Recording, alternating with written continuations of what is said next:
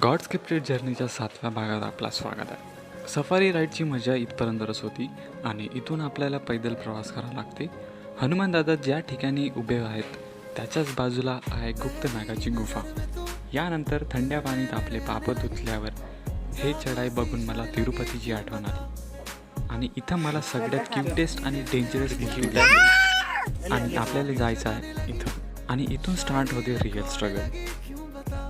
थोडा समोर आल्यावर आहे वैदेही सीता माताची गुफा.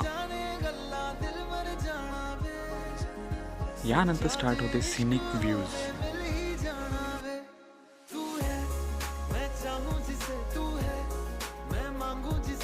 ज्या गोष्टीमुळे मनाला शांती मिळत असेल ते गोष्ट म्हणजे पहाड.